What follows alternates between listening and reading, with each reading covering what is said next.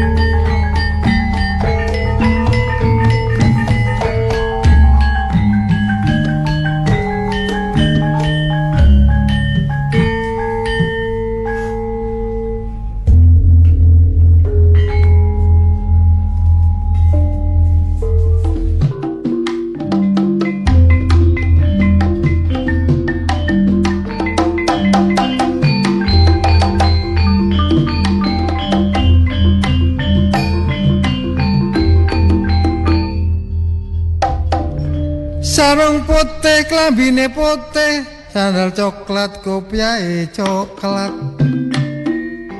sing kadung sugih nemen sugih sing kadung melarat tambah melarat nasib bangsaku pancen tambah sekarat tuku kursi kayune jati sing seneng korupsi enae dihukum mati. Pak Mur nggo wae dangdutan gawe gantian ya. Ya. Ojo keturun.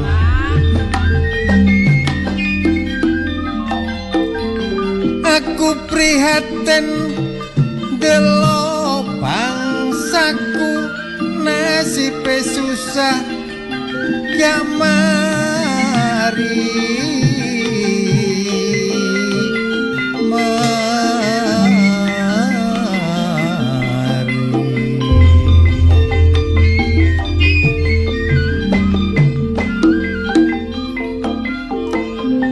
uripe mumet koyok gabah diinteri kabeh amarga tekanan ekon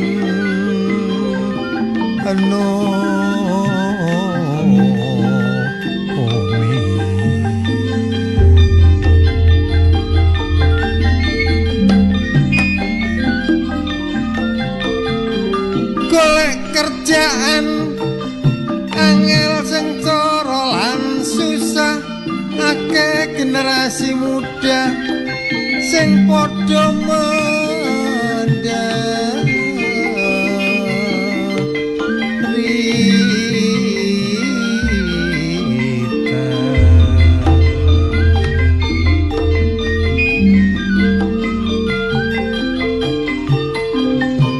apa iki dolor sing jenenge urip merdeka sementara korupsi makin meraja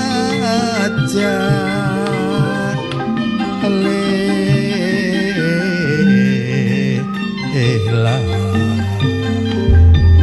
ono kembang melati aku paling seneng kembang melati nek pejabate padha rebutan korupsi negara Indonesia tambah merugi ana kembang dulur kembange alur ditandur rapi nang gone pinggir sumur mulai ayo padha tumindak sing jujur supaya negara Indonesia bisa tilan makmur. Ayo Mur, hidungan lawas ae. Yes.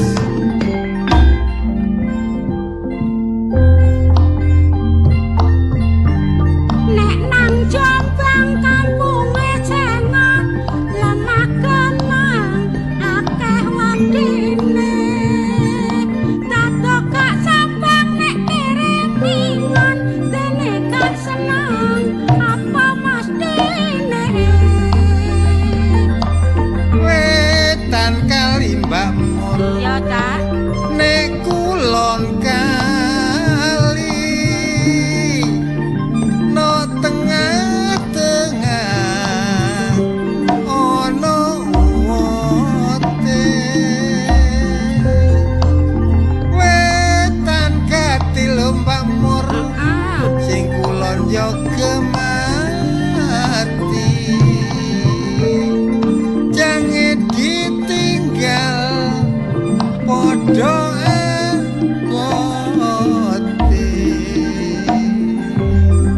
nek gunung-gunung tak Iya, Mbak Mur. digawe sawah kaya apa kaleng banyak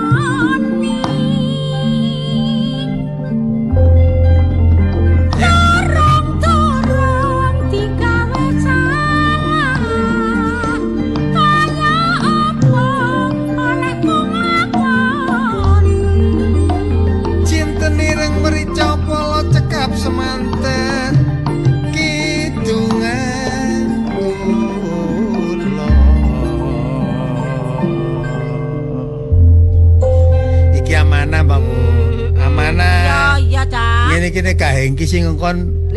Iya. Boleh kan ngene.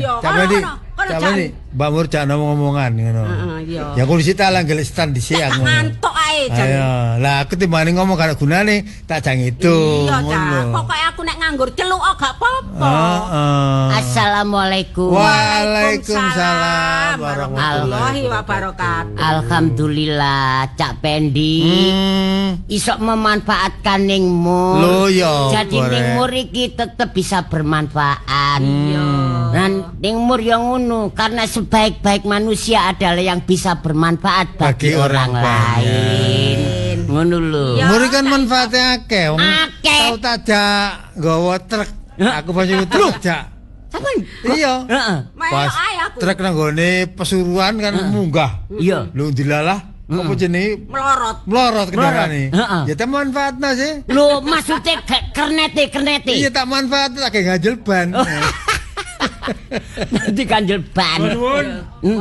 Monggo lu tak sabel. Sambil. Sambil kok sambil. Cak kancil, kancil. Poso Senin.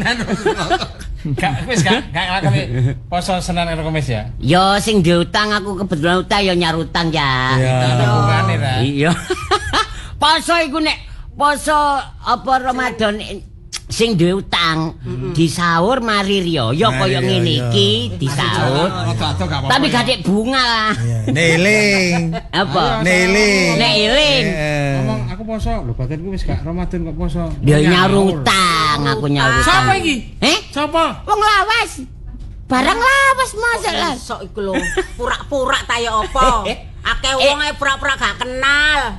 Ayo konangan kon ya. Lawas sih biasane lek sepuh to. Lho iya. Sepuh padha karo tuwek. Iya. Lek identik lek tuwek iku dipangan Codot. Apa kok durung dipangan codot? Iya codote kuwatir keracunan. Apa. Soale dodolan lah. Iya. Apa? Jadi wingi kirim jemblem nang Iran. Nang Israel. Iya apa? iya, jemblem balistik. Jemblem balistik ya. Apa iku, Cak? Karo Aku karo lho. niku gak Gak krungu ta? Iya, Apa iya. musike donya? Oh iya. Ya Apa? mesti wis nduk kono iki ya ngono iku lah wis. Ngono iku ya apa? Lho, aku kate ngomong kok dikeliru. Ngono lho. Ya bener ya, sing penting bener ning mur. Awak dhewe gak usah ngurusi sing ado-ado. Ngene ae. Sing penting intern awake dhewe iki rukun bahagia. Justru karena itu Mas Insap, Apa? aku menyampaikan ini pesan dari presiden kita. Walaupun kono perang, awak dhewe kudu tetap waspada. Nah, iku lho. Karena bisa suatu saat bisa menimbulkan efek ya. Ya. Efek psikologi ya, maupun efek fisik. Contohnya efek fisik, dikon duit gak saiki. Duh, Duit ya gak. Duwe. ya duwe wong anu dolan. wong bermanfaat. Wong meneng-meneng moro. Iki 50.000, iki 20.000. Berarti perang Parcel cilik. Todongane. Kalau Israel ini gak ada efeknya blas ya neng kawangan pernah ya. Gak. Konsep. Iki lho, Cak Isap. Apa? Karena efek ekonomi atau keadaan dompetmu dengan adanya perang itu. Aku alhamdulillah sampai saat ini aku gak sombong Cak yo. Iya. Ya alhamdulillah ya kerasa ya. Aja mikir minyak, Bil. Iya. Minyak urusan wong teluk kono. Iya. Kene kan akeh minyak. Minyak kayu putih ono. Minyak telon ono. Apa? Lho, gawe dhewe teko apa iso? Iya minyak urut. Klopo diparut, mati diparut, diperesi. Jadi kopra iku. Santene digodhong kayak ngono. Makanya iku Cak Pendi karo Cak Insap. Iya. Ayo memberikan pencerahan pada dulur-dulur kabeh. Ya. Kono ya kono kene ya ayo Betul. Iya. Kono kene-kene ngono wis. Jangan terkecoh, jangan ikut-ikutan melo-melo politik luar negeri. Jangan ya. berpengaruh. Bapak kono perang, sing penting kene tanggapan tetap lancar. Iku. Bapak. Loh, iki rencanane kapane perang kemari damai nang Blodruk kok ya. Ono ya. Iya bus apa sih? Trump. Trump karo siapa jenenge iku Israel iki siapa jenenge? Netanyahu. Netanyahu. Iku menene mari nang Blodruk. Iya. Luduke dikongkon rono. Iya. Nek kono dikek bom teh. Yang Ya penting sekarang karek Cak ya. wis kita doakan segera segera aman, Ya. damai. Oh, ya. Segera usai. Apa efeknya iku mulai akeh rondo. Akeh rondo. Akeh korban suami yang meninggal sehingga efek Akeh sosialnya rondo. akeh wong sing tidak punya suami. Ya. Wong tidak punya suami ku gak enak. Kok iso Lho aku ngalami kok. Dari sisi apa kae enak iku? Yo sembarang, Cak. Saiki contoh ya. Genteng melorot, gak iso menakno. Soale ganti bojo. Iya. Iku wis marung ngono kaya ana blesat gak iso maku. Oh. Tahu tak paku dhewe tanganku ketutup. Lah. Nah niku mulai saiki sampean ya kudu iso piye apa sih carane menakne genteng.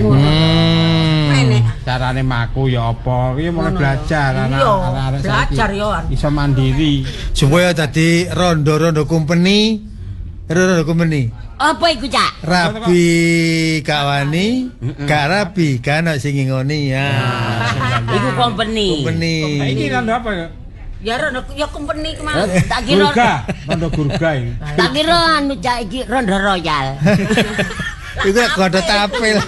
Kok tape rondo Tetap royal. ayo menyuarakan kebenaran, menyuarakan kebaikan apa Ya. mana sehubungan dengan Ludruk RRI Surabaya. Iya. Ya, lho jek ono ta Ludruk RRI. Nah, itu penting. Ono aja. Ono. Tapi juareng teropan. Lho, lah iki buktine ono. Ono. Wis. Ya, memang selama iki re anggapan masyarakat iki lak ngene. Ini delok jeneng RRI itu kan legend ya. Iya. Sehingga orang-orang kadang-kadang kepengin anggap, tapi terus mikir RRI kan lo siaran radio. Apa gelem ditanggap? Nah, iki. Iku apa gak radio tok ah. Nah, coba Mamur kira-kira ditanggapi apa umpamane? Umpamane Iya. aku ta. RRI. Lho ya Iya. seneng. Oh. Oh, ya seneng. Cak seneng. Ngono ya. Iya. Jadi RRI iso ditanggap. Heeh. Dengan dia gelem iso. Iso. Dengan majunya zaman ini RRI mengikuti kemajuan zaman sehingga artisnya ayu-ayu. Ayu-ayu. Cilik-cilik. Sing ayu-ayu. Dekornya bagus. Ah, ngono. Iya, musiknya oke. Oh. Ana campur sapi nih. Campur sapi. Ana campur sari. campur baji. Campur sari. Ya kembang. Ngene kan kepur gak gelem lho ya. Nek aku Cak ya, Iya. bahasane. Wis kepingin ae melok manggung lah wis tuwek. Iya, tak Aku apa-apa. bagian isor-isor ae. Lho menit ajak tombol rono. Pencet dipasangan mau jenenge mur baut. Wah, Lah wis mure wis ono kari baute. baute. Iki contone Pak Mur. Ya nang ndi iki? Bahwa meneh tanggal 11 Juli 2026 iki Ludruk RRI pentas nang ngene Desa Balung Jerambah, Desa Kedamaian, Kecamatan Kedamaian, Kabupaten Gresik, hajate sedekah bumi. Jalali ya, Ya. 11 Juli 2026. Nah, awak dia salam kanggo para panitia. Yo, sapa ae Cak? Sapa, Cak? Bebene awak dhewe kan cek dijagani. Iya. Lho, umur teko. Umur teko Gagal. masalah. Kan ganden ngono. Kalau isap teko ya teko. Oh iya kolu. Oh, karena cek kucing. nondo cek penekan.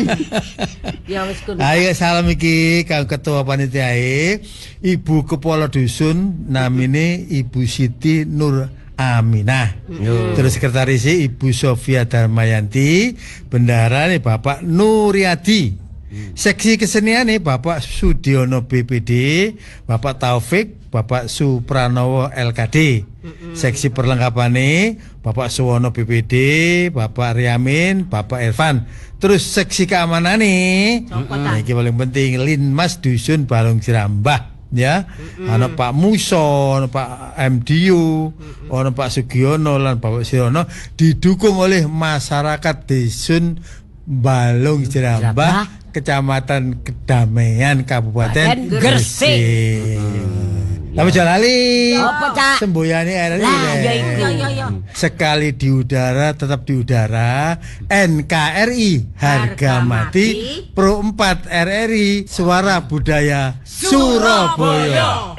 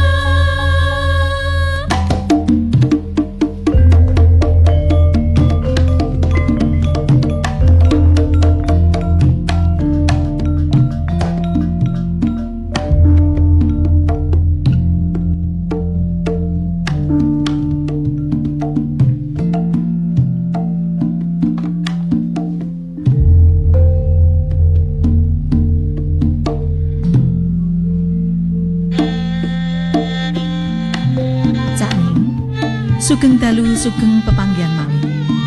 Kalian giaran Ludruk RRI Surabaya. Lumantar Pro 4 RRI Suara Budaya Surabaya. Produser Arif Pribadi. Ketua Purbandari SSN. Ide cerita lan sutradara Cak Sabil. Dalu niki pareng damel lampahan Cinta Membawa Maut seri setunggal. Konco-konco ingkang nampi dapuan, Bu Lisa dipun lampahaken ning Purbandari. Ning Bella dalu niki dados Ranti. Ning Dina dalu niki dados Septi. Warga tangga wonten ning Murgiati. Pak Wardi dipun lampahaken Cak Hengki Kusuma. Pak Dipur dalu niki nglampahi dados Pak Dipo. Sujak dipun lampahaken Cak Insap. Soho Cak Sabil dalu niki dados Sarpo. Pak De Sombro dipun lampahaken Cak Pendi. Bude Sombro dipun lampahaken ning Ami Sanjaya. Ning Wiwi dalu niki dados Hermin. Cakning giaran Ludruk dalu menika makarya sami kalian mahasiswa magang saking Universitas Trunajaya Madura ugi Universitas Negeri Surabaya. Sesarengan ugi kalian mahasiswa UINSA Surabaya. Giaran Ludruk dalu menika kairing swantening gongso Kyai Macan Putih lumantar ruang kesenian Mahameru Pro 4 RRI Surabaya. Operator video dening Cak Liga, operator audio dening Cak Isnan, pengarah acara ning Ami Sanjaya. Wusono kita saking studio ngaturaken sugeng dalu, sugeng midhangetaken. Sumangga.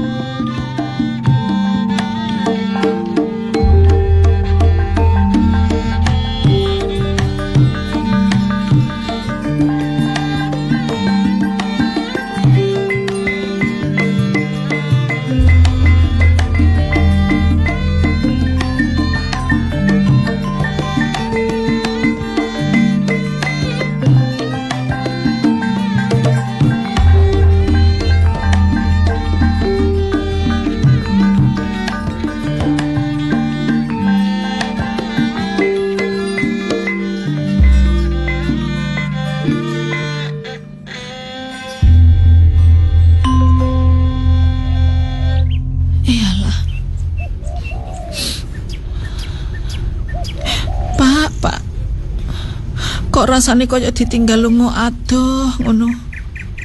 Sepurane ya Pak ya. Klambi sampean tak dhewek-dhewekno Pak. Aku cek gak eling-eling terus. Duk. Nggih. Bu. Kok iso sih Bu, bapak iki Bu. Bapak lo gak loro Bu. Lah iya to Nduk.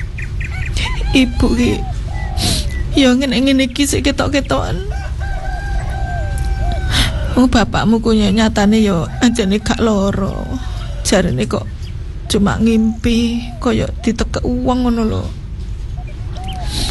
Terus pirang-pirang dino kok awake lemes. Bareng ngimpi terus bengok-bengok kok isu gak ono ngono lho. Kok rasane kok kaya dadak banget ngono Nduk. Lah nggih Bu. Mboten nyangka nggih. Ya iya, gak nyangka. Mosok kene gak ada bapak Bu jalani urip. Aku ya wis iso Bu. Ojo ngono ta Nduk. Sampeyan kok nek susah arek loro. Ibu ya tambah susah. iki klambine bapakmu wis tak pilah-pilah, engko sing ketok apik dikekno tangga-tangga sing ketok elek ya wis. Nanti kuwane ndi kono. Bu iki tenan ta, Bu? Bapak gak ono, Bu. Lho ancene gak ono iki tenan ta, Bu? Sing sabar ya, Nduk ya. Sing sabar, Nduk. Nggih, Bu. Bapakmu wis. Assalamualaikum. Waalaikumsalam. Ning Mur. Rene otone delok anakku iku lho nangis, gak wis-wis ning. Ya sing wis ya Dik Lisa. Lah iya. Melok bela sungkawa. Iya ning Mur, aku ya matur nuwun sampean. Loro-lorone kok ujug-ujug mati. Nang pancene gak lara lho. Lah iya bendina ya cek kepethuk. Ayo bapak arek-arek yo gak lara. Wong yo winginane pethuk nang perapatan mbek sampean bar-bar blonjo iku yo sik ngeterno. Iku yo bar bayar sekolah arek-arek iki. Terus ya apa ceritane iku ya apa? Yo ngene lho ning Mur. Yo arek-arek iku yo gak roh apa-apa ning Mur, yo sing roh aku. Bengi ku turu enak-enak ku ngimpi. Arek loro lah turu ngene kamar dhewe. Terus bengi ku ngimpi. Terus? Jarene ku diparani wong. Jare apa koyo dicekik ngono lho. Sampai grok-grok ngono. Gak genah Terus iki, Pak. bengok-bengok. Ngono. Aku yo bingung ning Mur prasaku lho. Bapak arek-arek Pak Rianto ki yo gak tau duwe gak tau elek duwe nang salah wong. mbek tangga yo Utang yo apik. gak tau, malah wong-wong ku nek ana butuhe ngono yo mesti Yo. tulung lho. Ya mesti aku ya roh dhewe. Ngene ya Dik. Lah iya, kok gak ana apa-apa aku ki wediku anake lho gak meneng koyo ngene apa sing gedhe kuwi bela iki. Sing gedhe ya ngono. Wis, Bu, ojo nangis. Lah aku nek sampean susah ngene iki. Anak sampean ya katut. Lah iya, kayak sing cilik roe ya wis ngene iki wis ndeplek ae terus eling bapake ae. Ngene Dik Lisa ya. Aku ngomong mbek sampean. Sampean umpamane ana kerepotan apa-apa maneh kan sik susah ya. Gak usah susah, gak usah sungkan-sungkan, njaluk tolong aku. Tak tulungi mesti. Iya, ya kok ngene lho ning Mur iki kan Iya. nek pitung dinane kan wis rada suwi dek ingi aku ya matur nuwun sampean Iya. bendino rewang-rewang nang kene. Lah sik 40 kan Cik. Piro 5 dino kas kira-kira ya. Iya. Iki lho kok sore ku lho anak-anakku kok terno nyekar neh. Iya, tak terno. Ning Mur. Kuwatir. Lah Tak saiki terno, Nak, piye? Arek Aku loro yo iku. tanggaku sing paling cedhek ki ya sampean. Iya, Kaya wong lanang-lanang ya padha kerja kabeh. Lah iki sak Mantap. omah aku ngene iki anakku loro wedok. Awak dhewe wong wedok-wedok ora nek wong lanang lho. Wis saiki ngene, gak usah sungkan-sungkan sampean ngongkon apa ae butuh apa. Sampean kan jek susah, gak oleh metu selama 40 hari iki gurung oleh metu. Ngono ta Ngongkon ning aku Mur. ae. Tapi Pak Rianto gak pesen apa-apa ta ning Mur ing sampean Nang ning aku? Mur. Heeh. Ya guyon kapanane kok guyon aku jak guyon ae. Lah iya. Kemarin Pak Rianto iku Sing ngajak digetuni awak dhewe sak omah kira kuwi to ning Mur. Oh sehat walafiat tuh gak ono apa-apa lho kok terus. Patoke enggak. Lah iya. Aku yo heran gak genah iki Iya, paling. Matine lho gak genah. Lah Yo, aku iki curiga jenenge. yo apa yo ning Mur yo. Ngono iku nek misale dipikir ngono yo kaya gak nemu nalar, tapi yo Lah, mosok yo ana wong kaya ngono to ning Mur. Jenenge menungso Zaman-zaman kok. saiki. Zaman saiki ku yo wis mbuh lah wis. Aku gak iso ngomong. Bapakku ki lho wong apik ning. Lah Gak iya. mungkin ana wong sing Ojo- jahat ojo karo nyuruh ning, bapakku. Bude. Bude yo. Bude nak yo. Gak popo, Bude. Bu, mungkin napa kapan kula terneting sarean nggih. Iya. Kok sore Sore lah terno. nantuku kembang, kok ben diterna Bude Mur ya. Nggih, Bude. Butuh apa ngomongo sampean iku diisah yo. Anakku ki sing dipikir ki paling saiki ngene yo. Aja dipikir nemen-nemen nak, wis dikersakno ambek Gusti Allah. Apa-apa, lah ya apa-apa kan biasanya sing nyukupi bapake. Bapake kerja. paling sing dipikir kok nah mari ngene engko ya apa ngono to wong sing cilik ki ya cek SMA ya engko sing gedhe iki engko nek wis kerja wis anu cek golek kerjaan cek sok bantu adike rak ngono lah iya ta Ranti ana gelem sih bantu adikmu ya Bekakasku sing wis gak kanggo tak gawane moleh ya. Lho lah engko sik kanggo 40 engko sik butuh. Iya sorry. Sing gede-gede engko sik anu nek sing cilik-cilik sampean gawe gak apa-apa. Engko nek 40 kan ya butuh. Ya tak gawane wong akeh ngono ah. Glatil, telenan, ngono ku kan aku ya butuh. Tak gaene dhisik engko nek sampean wayahe slametan tak gone rene neh. Iya, iki engko arek-arek engko ben apa iki ben mbuh ngaturi apa-apa ngono kok ning tangga-tangga nek bar 40-e. Iya. Iki klambi-klambine barang wis di tak pisah-pisah iki. Kekno dulur-dulur sampean sing tidak sithik. Ya, ya tak pilih ning mur sing apik-apik. Sing apik-apik kan dulur-dulur. Dulure bojo sampean ya dulur sampean kenek. Nggih, suwun nggih. Bude lek aku lek enggak nang omah. Sampeyan kancane ibuku ya Bude. Iya aja kuwatir. Iki sing gedhe iki mari ngene PKL lho. Ning mur. PKL ku 3 wulan kok gak mulih. Oh, ya engko tak ewangi, aku nduk kene, gak apa-apa. Wong aku ya nduk omah kan ewangi. Apa sampean ning kene ta? Iya ta, Nduk. Bude mur sik nang kene maren yo. Iya gak apa-apa kok tak ewangi, aja kuwatir. Wong aku cidek kok. Lah iya. Omahku tak kuncine aku rene, ngono lho. Nggih, Bude, matur nuwun. Wis ya, aku mek sakmene ae ya. Ngono ah, sampean anu cek dikancani Septi ya. Lah kok barange nek abot. Lah barange ning nguri jarang dicukuki. Gak usah jare gak digawa sik. Iki sing anu telenan ambek lading ae tak gawa. Wis ya. Assalamualaikum. Waalaikumsalam. Ya matur nuwun ning Mur. Nuwun nggih, Bude. Iyalah. Ya iku lho Nduk, tangga iku nek apik, makane awake dhewe iki kudu apik ning tangga. Apa bener saiki bapakmu wis gak enek, engko nek butuh apa-apa, sapa sing nolong nek gak tangga? Awakmu barang besok nek misale wis rumah tangga kaya ibu karo bapak ngene iki yo sing apik ambek tangga ya. Mergo tangga kuwi dulur. Ya kaya ngene iki, budemu iku dadi dulur ya. Lah nek dulure ibu sing anu ya wis engko 7 dinane bar 7 dinane wingi wis mulih kabeh. Engko paling renene ya 40-e.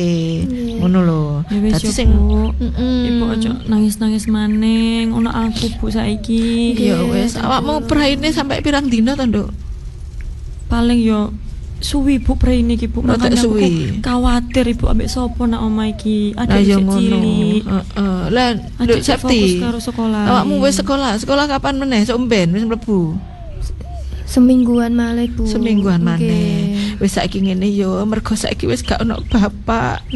Nek sangu-sangu yo, ibu gak iso ngekeki sangu akeh nang awakmu yo. Nggih, Wis tinggalane bapakmu. Tinggalane bapakmu kok wis mbuh ya apa engko ibu sing iso mbagi awakmu ya sing triman. Nggih Bu. Engko nek misale kaya makem ngono ya wis bekal kaya biasane ya. Aku ya sepurane ibu kok bek eneke ibu tak golek penggawean ya gak apa-apa. Nggih Bu.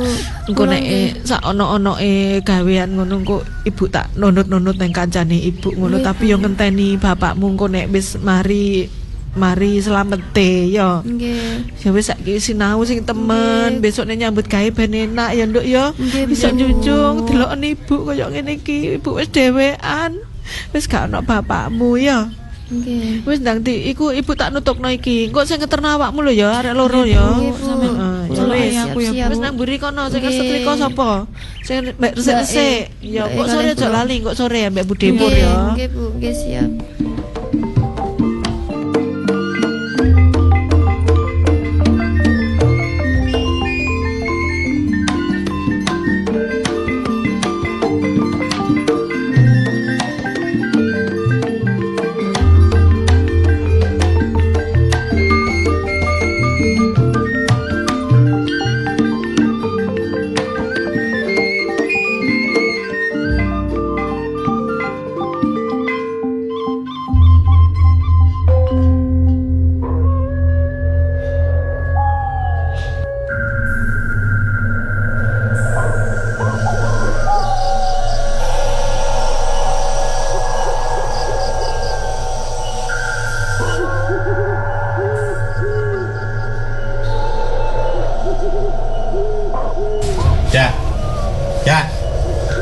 Apa sih, Po? Kok nek jaga nang pos kampling ini iki biasakan dengan spirit memang menjaga lingkungan, ojo spirit turu karo spirit dolinan gaple.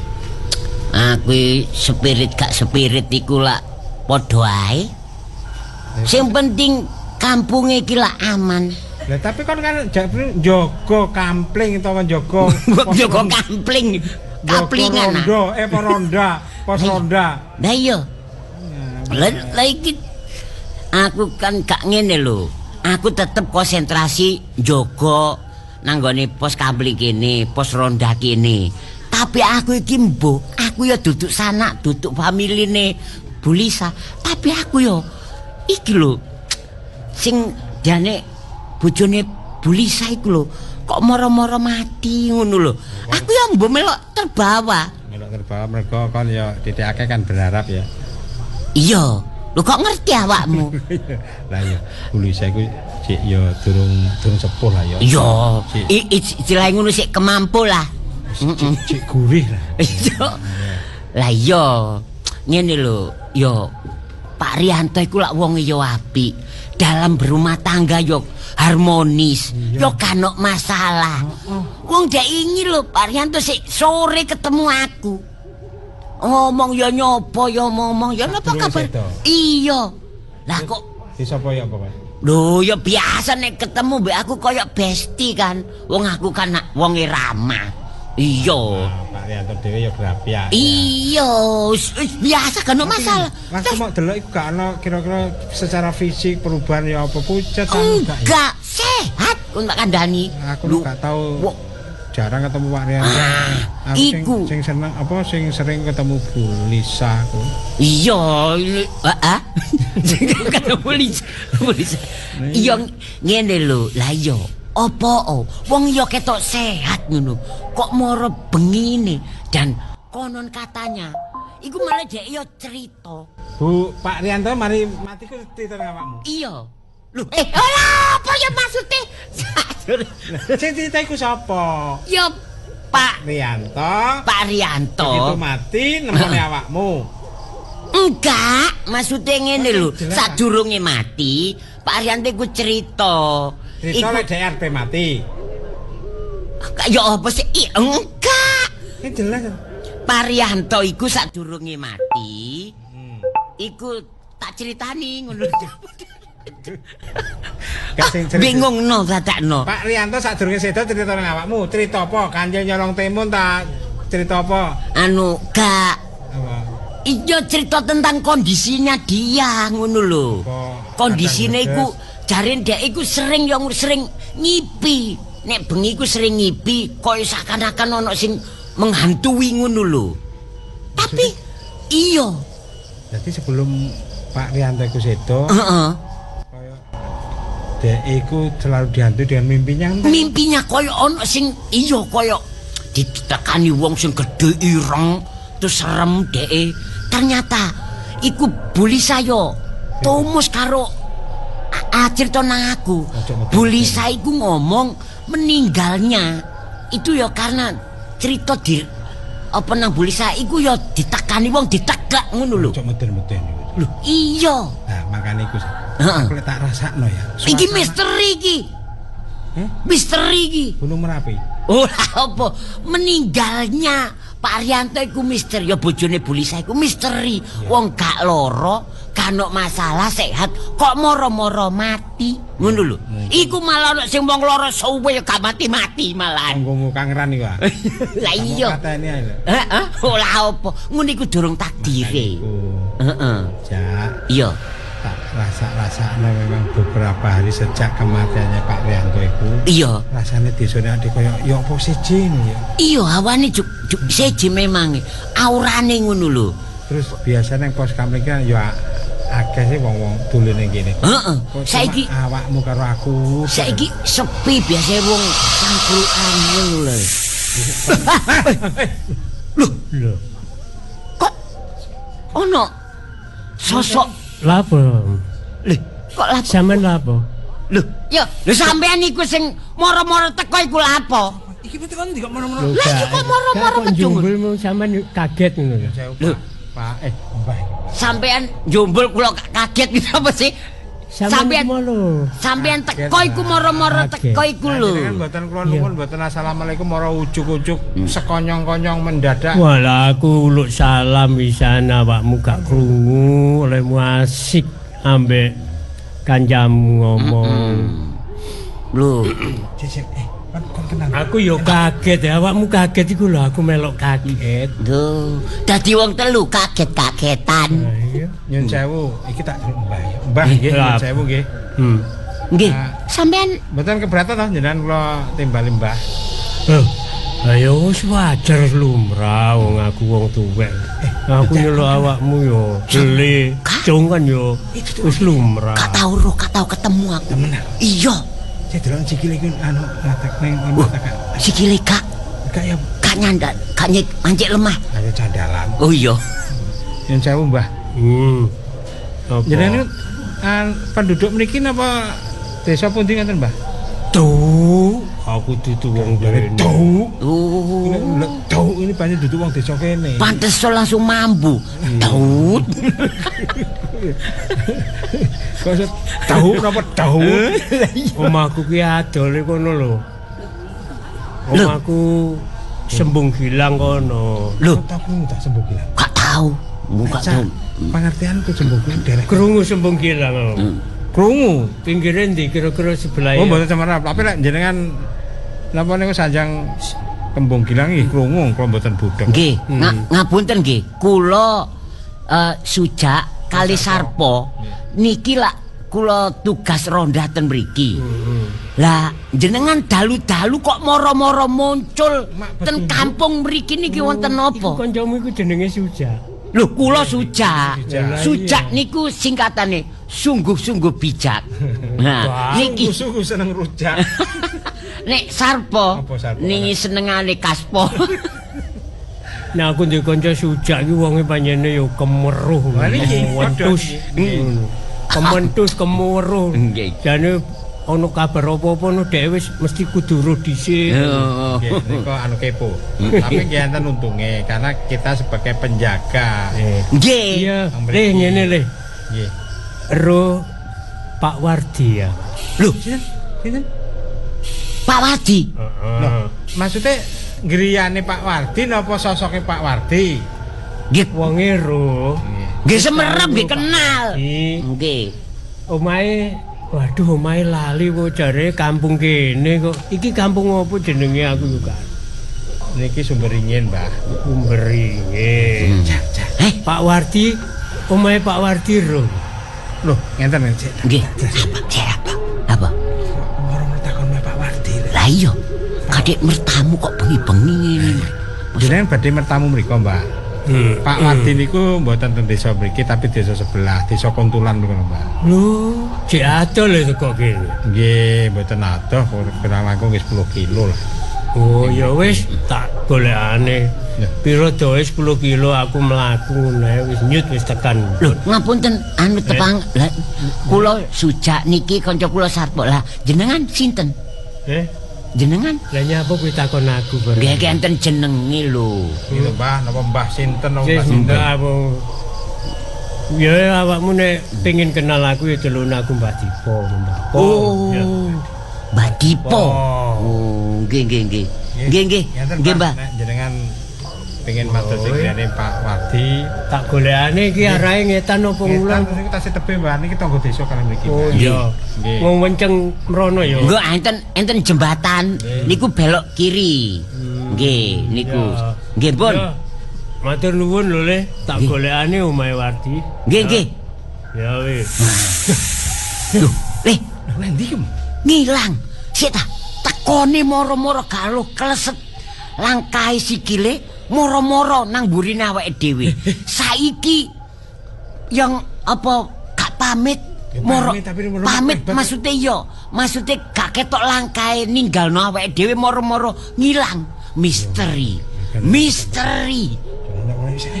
Wis, aku boleh merinding aku ini kiwan. Ayo dikit kuatuan ayo.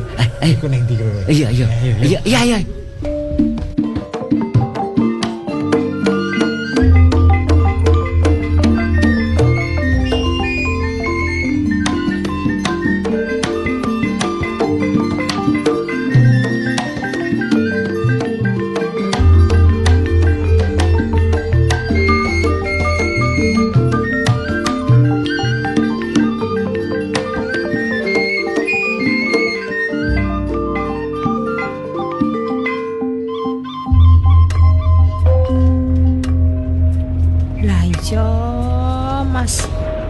Wardi ki lho.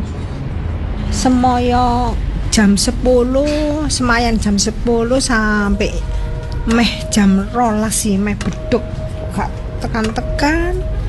Jarene butuh duit. Ya wis tak gawakno. Kak. Ya Yanggur. Mas. Dawa umure, Mas. Dawa umure. Iya, sik tas tak rasani sama. Gak suwe to ngenteni? Ya lumayan setengah jam. Sepuran. Iki mau mobil Mas iki mau ono rewel iki. Oh alah, lah gak dikon nang bengkel lho Mas. Loh, delala iki mau ono kanca sing liwat sing memang sing iso ndandani ngono dadi kaya kebener ya rezeki. Langsung dikon nang servis. Rezekiku ya rezeki sampean to. Umpama tak go nang bengkel lak suwe lak sampean. Kesuwen ya. Langsung dibenakne nang kono. Iya, iya. Ternyata cuman akine tok ngono lho gak iso ngisi. Gak iso ngisi, tekor. Yang apa sih Mas? Gini, aku tak ngomong jujur ya. Iya Mas. Perkembangan hubungan awak dewek semakin hari aku semakin merindukan diri. Ya aku tambah nemen lho Mas. Aku ke zamane sekolah iku aku wis mbatin sampean tapi sampean yo kok gak ngerti ngono. Aku kok seneng dhewe ngono. Dudu aku gak ngerti, dudu aku gak apa jenenge gak merespon dirimu. Aku yo paham. Nyatane sampean karo aku sakmene jane hubungan merasakan kebahagiaan. Ya seneng aku Mas, bahagia. Ya apa ya, gak iso tak gambarno no Mas senenge atiku, keturutan. Kan zaman biyen iku nemen aku senenge nemen mbek sampean tapi gak sampean respon. Dadi aku kan ya piye ngono. Saiki sampean sudah memiliki seutuhnya diriku ya. Ya sik durung lho Mas aku ya. Artine ngene, terus terang aja lah hubungan awak dhewe itu kan sampean kan wis rumah tangga, wis duwe bojo. Padha kan? Lah iso. Padha kan. Tapi yo seje lho Mas rasane dekat mbek sampean ambek bojoku buwedo. Kan ada rasa cinta di hatimu. Kaya ngono nah bojoku gak gati blas lho Mas mbek aku. Yan. Iya Mas, aduh. Kok gak biyen-biyen diceluk yang. Iya tapi ojo meremet ngene kan. Hei, sapa sing gremet to? Alah nyeblek tangan ngono kok jare gremet sampean iku.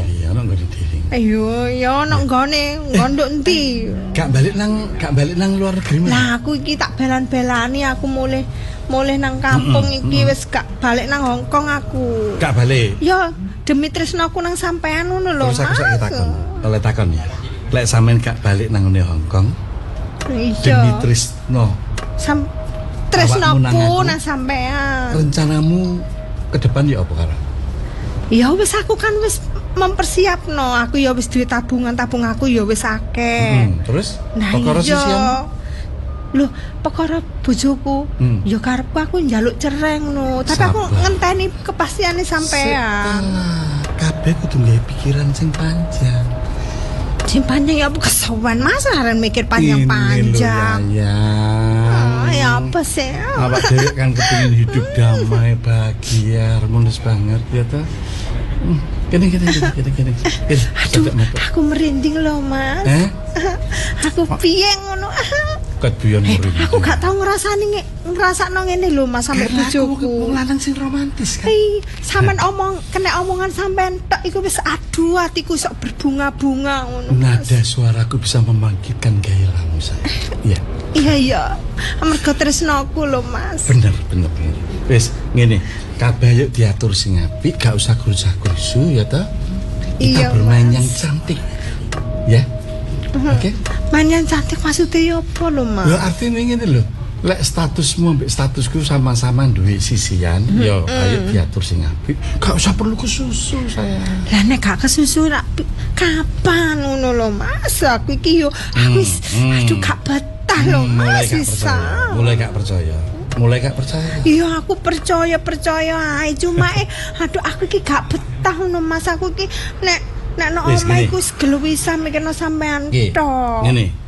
Aku sepurane tak ngomong terus terang nek dina iki aku duwe kesibukan yang lain. Loh, iki apa? Duit sing pesenan sampean iku. Loh, mending tak transfer sakjane lho, Mas. Ngene lho sayang, lek main transfer iku ya nek aku iki wong nganggur, wong aku ya ono kesibukan liya-liyane ya. Sing apik ya tunai ngene. Lah tunai ngene iki aku ya leren nang bank njopok nang ATM. Lah ya aku ya wedi nggo duit akeh ngono lho. Itu kan bukti cintamu padaku. Ya jelas lah Mas, wis apa ae sampe njaluk apa mesti tak turuti mergo aku seneng. Jenenge wong seneng iku gak ono regane lho Mas. Ngono ta. Aku gak anu lho iki aku gak ngerepoti lho ya. Gak ngerepoti. Ya enggak lah Mas, aku sukarela. Sukarela. Sampeyan amang apa ya ngono jenenge tulus aku menehi sampean. Aduh awakmu nek ndangak gulumu kok iso koyo ngono. Guluku kayak banyak ta Mas. Enggak. Indah. Berkilau. Indah. Alas ini yuk teko kalungku iki ta. Berkilau-kilau. Enggak. Ngene ya. Iya Mas. Iki tak tampani. Sampeyan terima ya. Tak terima ya. Wis mudah-mudahan iki iso dadi. Cukup ta Mas? Ya nek ngene. Iki 300 juta lho. Cukup enggak? 300 juta? Heeh. 300 juta teman? Heeh. Lho sampean gak duwe kerepotan liyane ta? Enggak lah. Lho nek duwe kerepotan liyane gak apa-apa ra sampean longi separo. Sampeyan iku nek bisnis kudune duwe cadangan ngono lho Mas.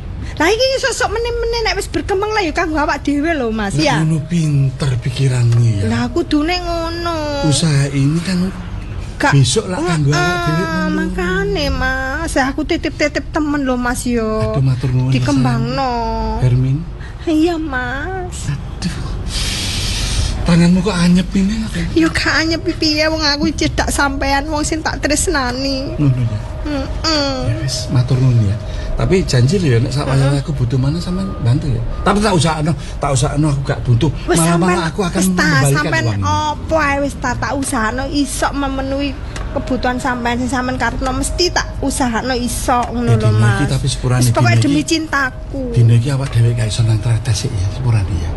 Nang tretes. Ya meni tambeng ngono ya. Iya kapan-kapan ae sik wis gak apa-apa. Sementara sik aku sik ana perlune ya soalé Mas. Heeh. Tak tinggal dulu ya. Janji li.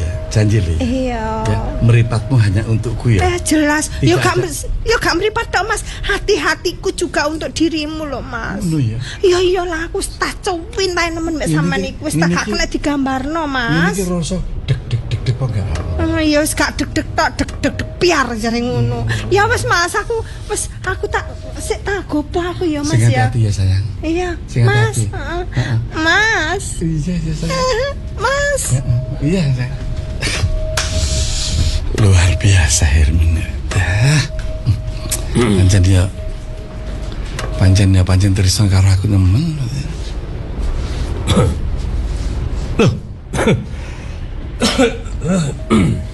Loh, iki mau kok gak krungu mlaku sampean moro-moro kok ana bejudul nang kene. Ya, aku delok teko tutuan sih omong-omongan ambek wong aku gak wani nyidek awakmu. Pak Tiba.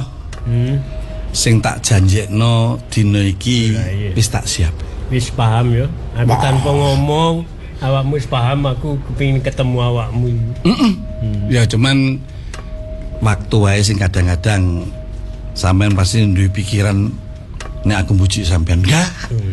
Percaya karo. Iki. Iya aku percaya kok. Ya. Iki sampean taman. Gak tahu mlenjani janji awakmu gak tahu ingkar.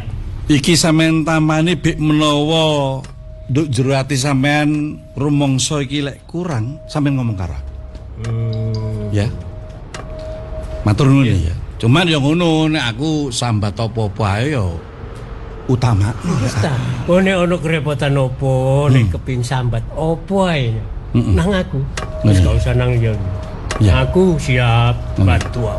Sampeyan tamani. Sampeyan tamani. Gini. Iya. Wis gak tak hitung lho ya. Iya. Ya matur nuwun. Percaya karo. Iya. Wis aku wis ketemu awakmu. Dan wis oleh sing dadi karepku wis ana ya. Wis kei ya maksudnya. Iya. Wis tak gowo ya. Iya. Kapan-kapan nang omah. Ya. Oh ya pasti aku nang omah sampean ya. Ya. Nah, matur nuwun ya. Iya. Matur nuwun. Kita balik sih ya. Iya. Sing hati-hati Pak Tiba.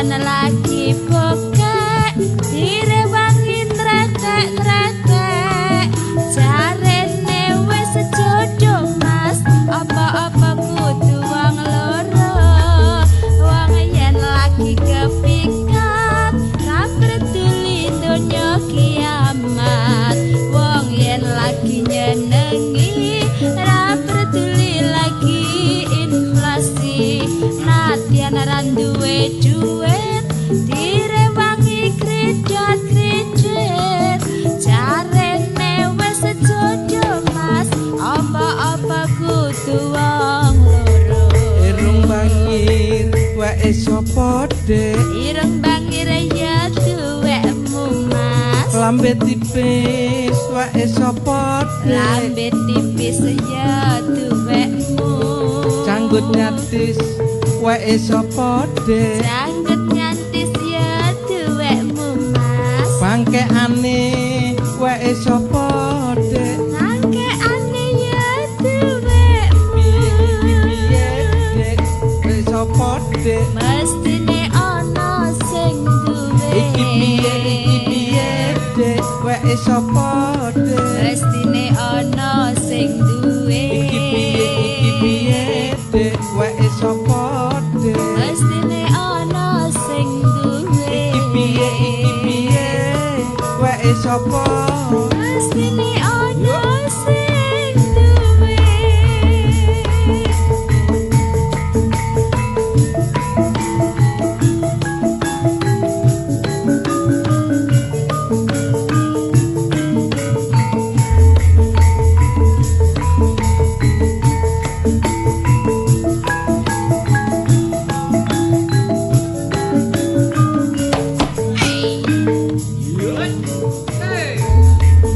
wong yen lagi gandreng mas ra peduli mledos gunung wong yen lagi naksir ra peduli yen barang nuklir nadyan lagi bokek direwangi tretek-tretek jarene wis sejodoh apa-apa kudu wong loro wong yen lagi kepikat ra peduli donya kiamat wong yen lagi nyenengi ra peduli lagi inflasi nadyan ora duwe duit direwangi kredit jarene wis jodoh mas apa-apa kudu wong loro irung bangir wae sapa dek ireng bangir ya duwekmu mas lambe tipis wae sapa dek lambe tipis ya duwekmu canggut nyatis wae sapa dek janggut nyantis ya duwekmu mas bangkeane wae sapa dek bangkeane ya duwekmu iki piye dek wae sapa dek mestine ana sing duwe iki piye dek wae sapa dek mestine ana sing duwe iki piye wae sapa mestine ana sing duwe iki piye dek wae sapa dek mestine ana sing duwe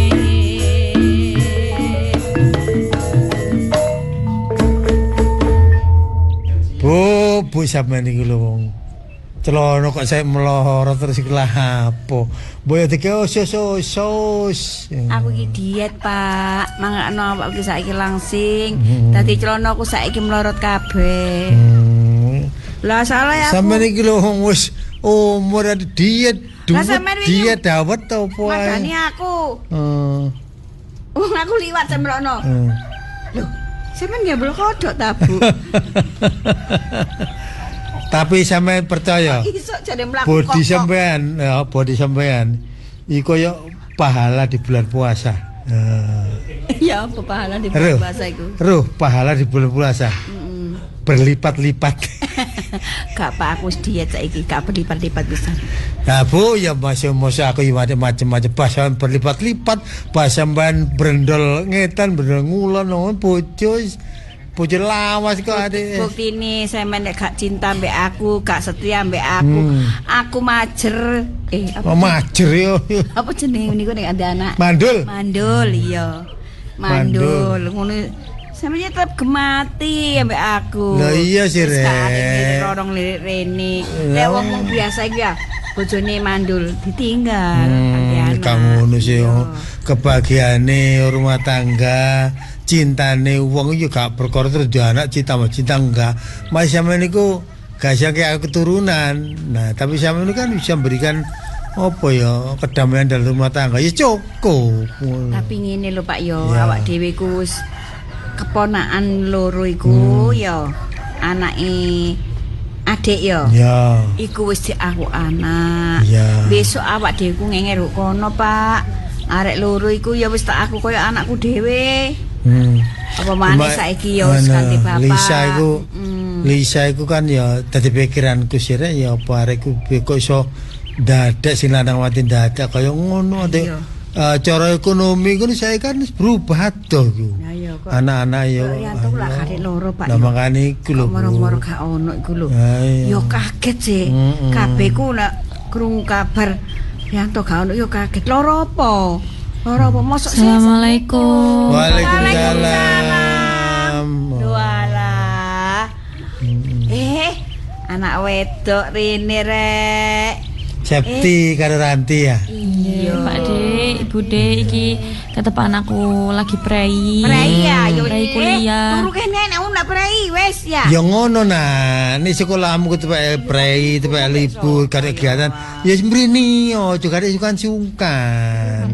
Ngene lho Pak De. Iya. Lek aku nginep nak kene karo Pak De karo Bude, ya apa ibu nak omah? Iya. Ya itu warani ibumu sih, Bu. Aku tak nangani Bude, nangani Pak De, ngono lho. Durung wani turu jen. Durung tega aku Pak De kayak ninggal ibuku. Aku ku ya Pak De perian kuliah kini ate-ate golek kerjaan, penggawean. Golek kerjaan. Gak tega aku Bude lho ibu. Ya apa sih ibu keadaane sehat ta? Sehat biasa. Sehat sih ya, Pak De. Ya bener nih kesedihan si ono ya toh. Tapi kan secara fisik kan sehat. Tapi ibuku iki kerjonane iku lho Pak De, kan yo duwe gak pati akeh. Adikku lho si SMA Pak De, sik kudu bayar sekolah, pemane aku ya kuliah biayane akeh Pak De. Bayar piro sih? Bayar piro? Wis engko apa jenenge? Apa iki Pak? Beasiswa. Ditransfer. Oh, transfer. Ngene lho, Nduk, Septi karo Ranti ya. Awakmu gak usah kate apa kuliah yang bekerja sementara gak usah wis perhatene ibumu ae sakne ibumu nggone ana kekurangane biaya sekolahmu kuliahmu wis nang budemu iki ini kan nang Pakde kan sungkan nang budemu wis gak apa-apa wis gak apa-apa ngomong piro butuh duit piro wis engko ngomong nang Bude tak kei lha wong sik Bude gak duwe anak ya sawakmu iki sak anggap anakku. Iya lho. Besok Bude ku ngenger awakmu, ya. Sekolah sing pinter aja mikir sing aneh-aneh. Ojo nggih kebetulan apa nak yo? Apa nak? Kula kalih Mbak Em mriki anu. Kula kan niki badhe mlebet sekolah seminggu malih Bude. Iya. Niki badhe wonten bayar kados buku-buku LKS niki. Iya. Sesuk kuwatir. Tak bayari. Ojo ngono Bude, ben adikku iki urusanku ae Bude. Aku ngrepoti Pak De Bude iki wis akeh lho. Gak apa-apa nak lah. Septi. Iya kok bingung. Ranti. Apa-apa. Kon niku bener ponakan tapi kan Bude wis ngomong wis tak anggap koyo anak dhewe, tak anggap koyo keluarga dhewe. Dadi ana kekurangane biaya sekolahmu ya, macam-macam wis pakaianmu apa kebutuhanmu lah. Terus iku wis tak bantu nah. Bondone Pak De kate dikekno sapa nak gak dikekno awakmu ya. Iya. Wong gak duwe anak. Pak De Bude kate anak ngene lho. Wis awakmu karo iki wis anakku. Wis aja kuwatir nek masalah biaya. Ati belajar sing pinter, kuliah sing pinter, nilaimu apik. Ya. Aku malah seneng kok mikir nyambut gawe. Ngene lho, Sabtu Keranti ya. Ya tak kandhani enak ya. Sementara ya kan dalam keadaan berduka ya sekalipun wis saulan punjul paribasane tapi kan ibumu sih durung iso ngelalekno karo bapakmu ya.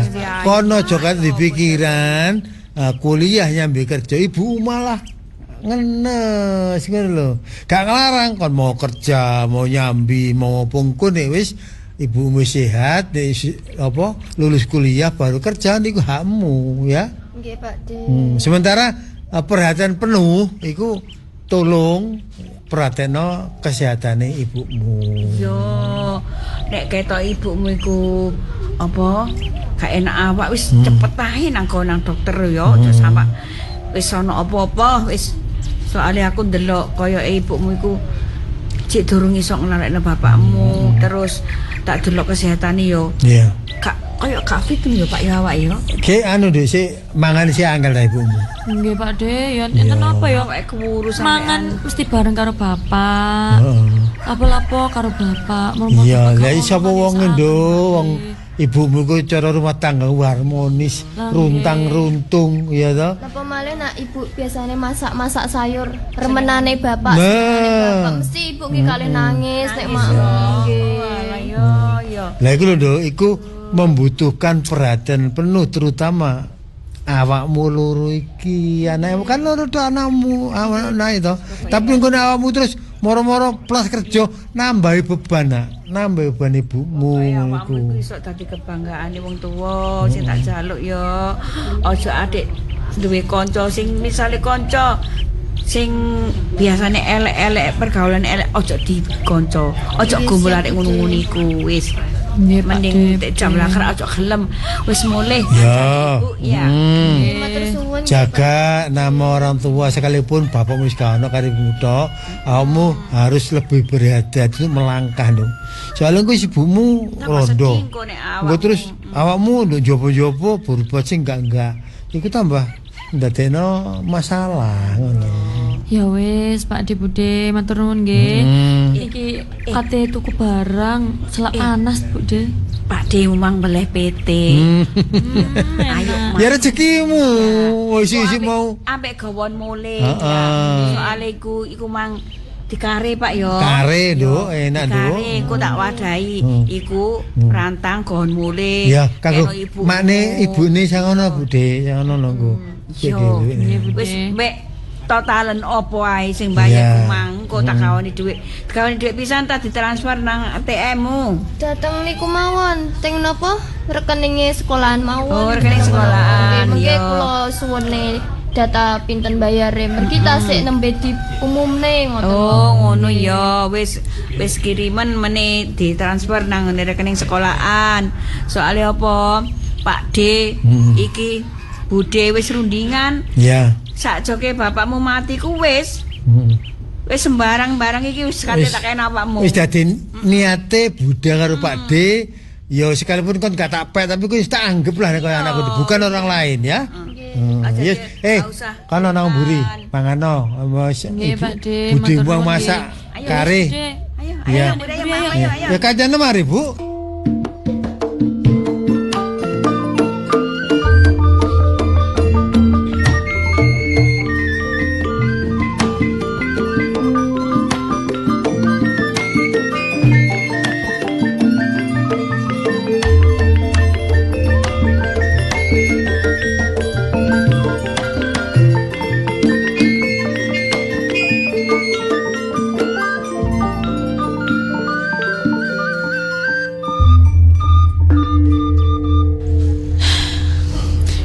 Mari 40 dinone sampeyan Pak. Ya wis engko bariki aku tak coba golek kerjaan apa kono nang jaba. Pak. Aku cek durung ikhlas lho Pak. Tapi aku tetep kudu ikhlas lo sampeyan Pak.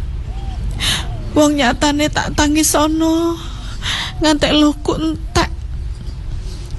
Tak getunono. Ngantek atiku yo entek sampean gak bakal balik urip maneh, Pak. Muga-muga anake dhewe besok Jawa nang aku ya, Pak. Aku saiki wis dhewean. Kula nuwun. Kok enek tamu ya? Assalamualaikum.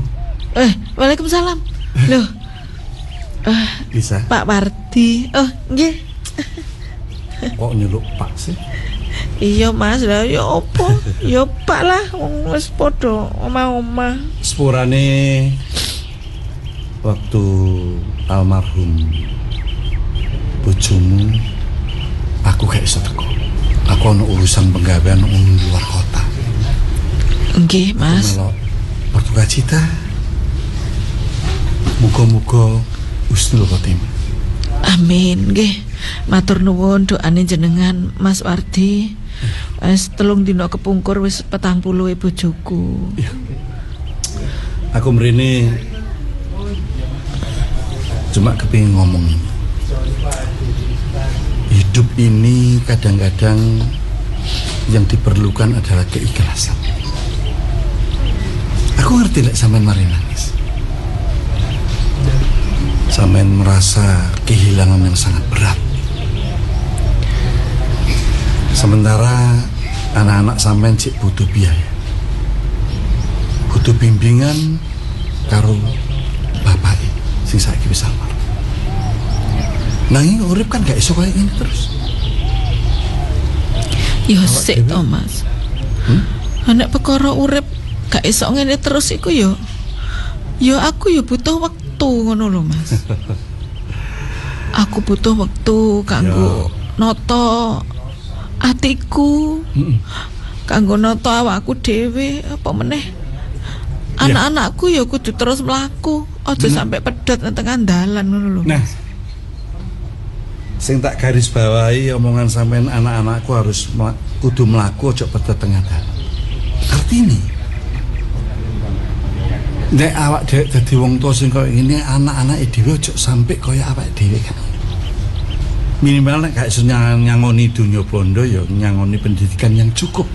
Nah, masa depannya. Iku maksudku ya ngono, Mas. Makane kan aku ya kudu obah, gak iso meneng aku. Aku nek meneng ya bakal gak duwe apa-apa gaya anak-anakku. Ngono ya. Wong nyatane gak iso dipungkiri nek anakku ki ya sik butuh. Iya.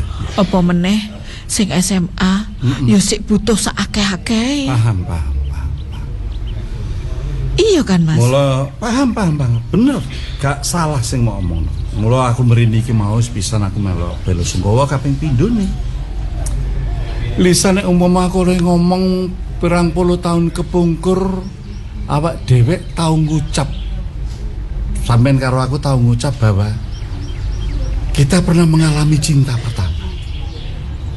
Cilik. Sampeyan kok ngono ta, Mas? Teko-teko aku ki sik susah. Kok malah ngerembug cinta pertama lho. Ngene. Iki rak perang tahun kepungkur. Justru tekoku ngene. Aja sampai aku bedek lho, Mas. Loh, sik ta, ojo koyo ngono. Sampeyan ojo ngono. Aku berharap tekoku mrene iki menghibur dirimu. Iya bener, sampeyan ki menghibur aku ku bener. Sampeyan rawuh rene. Ya gak apa-apa, minangka penghormatan sampeyan kanggo bojoku, ya gak apa-apa. Tapi nek terus ngungkit-ngungkit sing cinta pertama, sing biyen lah iku wis biyen yo biyen lah, Mas.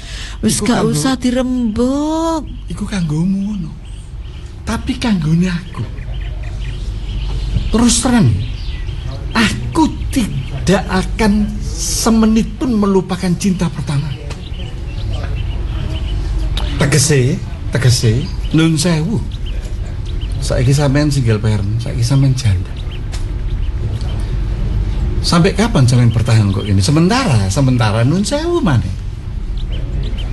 Status seorang janda itu pasti menjadi buah bibir tangga kiwa tengah utawa wong-wong liya. Ono aja meden-medeni ngono. Jenengan ki Aku gak medeni. Ngomong ngono meden-medeni aku dadi rondo engko dirasani wong akeh. Sing penting awak dhewe gak nglakoni kesalahan apa-apa ra ya wis e, Mas. Tapi gerak-gerik seorang janda itu tidak akan sebebas kayak wong sing duwe bojo. Contohnya misalnya sampean lunga ana keperluan bener mulai sampean sampai bengi wong mesti curiga sing ndak. Padahal sampean gak nglakoni ngono kan. Itu. Iki cuman sekedar cerita. Molong ini. Terus terang ya Lisa, aku wis ngungkapno nek aku biyen duwe cinta pertama sampean jek eling nek pernah ngomong koyo ngono karo aku. Status sampean saiki rondo, aku mrene. Terus terang aku ngelamar diri. Apa? Ngelamar diri. Mas. Apa? Gak salah ta?